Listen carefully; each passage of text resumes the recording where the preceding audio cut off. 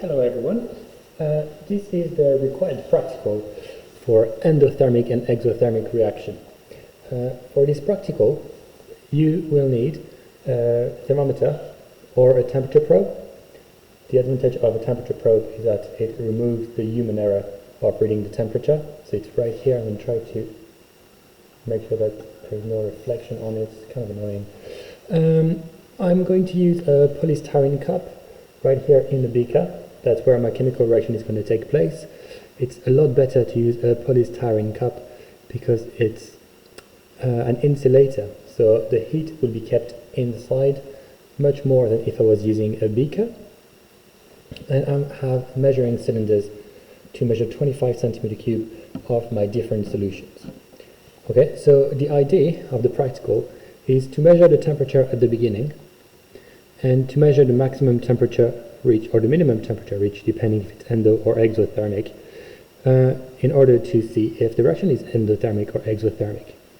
Okay, so if the temperature is higher at the end than it was at the beginning, it's an exothermic reaction.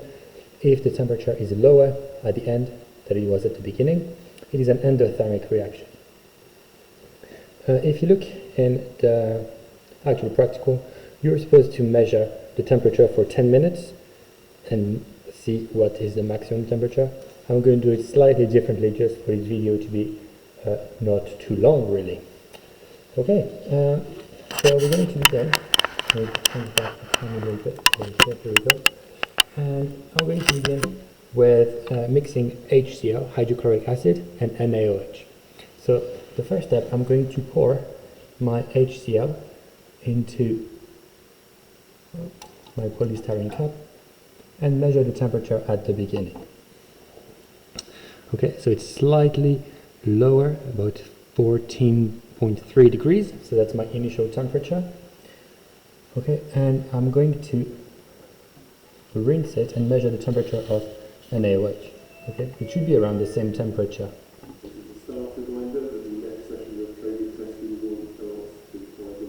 Okay, so it's slightly similar, a little bit higher, 14.9 degrees. Okay, so what I'm going to do now is pour the NaOH in the HCl, give it a good rinse so the reaction doesn't start, and I'm going to see what is the change in temperature when I do that.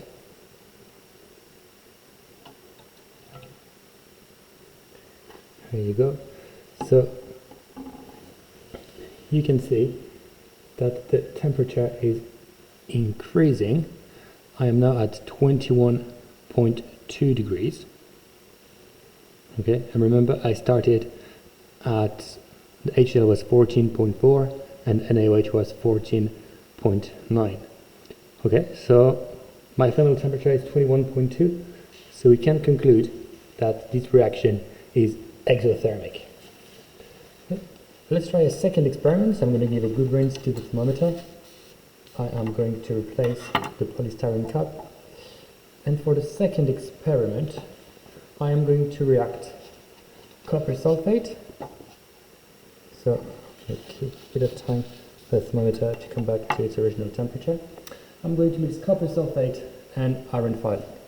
So again, 25 centimeter cube of copper sulfate measured with a measuring cylinder.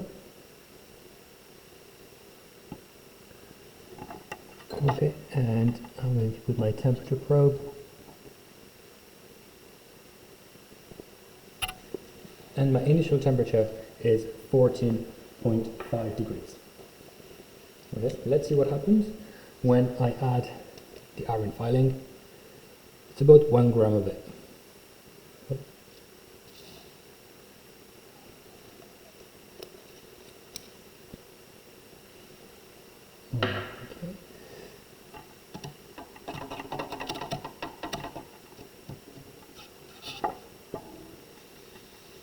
I'm going to give it a good stir.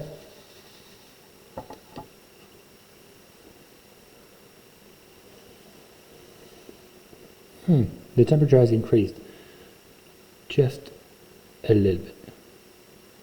Okay, I'm going to give it a bit of time while I'm getting the next experiment ready. So now the temperature is 15.2 degrees. Remember, it started at 14.8.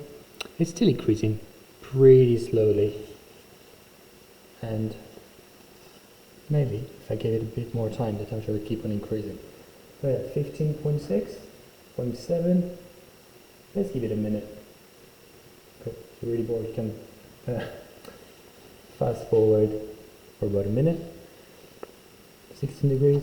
Let's give it a little bit of stir.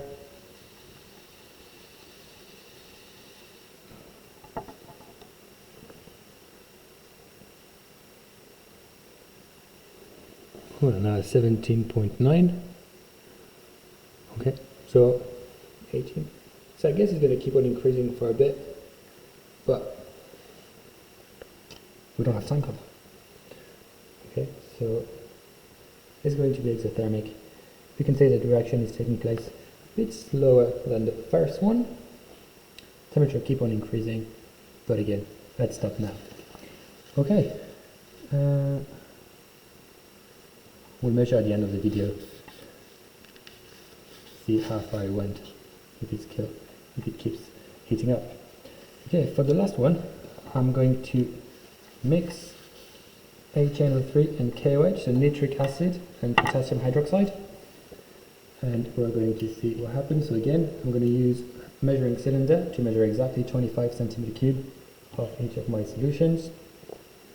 We're going to start here with KOH, potassium hydroxide. Let's measure the temperature of this. Okay, we're at about 14.2 degrees. Okay, and just to make sure and to show that my nitric acid isn't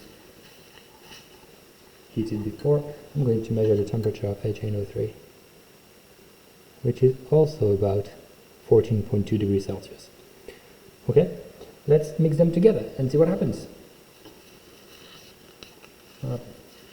Quick wash. I put it back in the KOH. We're back at about 14.4 degrees. And I'm going to mix it now. And we can see a very quick raise of temperature.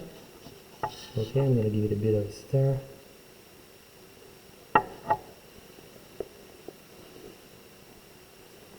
Alright, I think this is my maximum. So this reaction went from 14.4 degrees to 20.4, so an increase of temperature of about 6 degrees Celsius.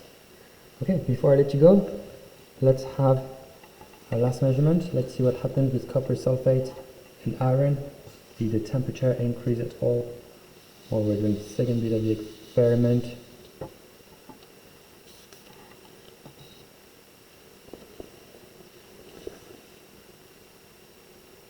Well, not bad. We're now at 21.8 degrees. Give it another bit of stir.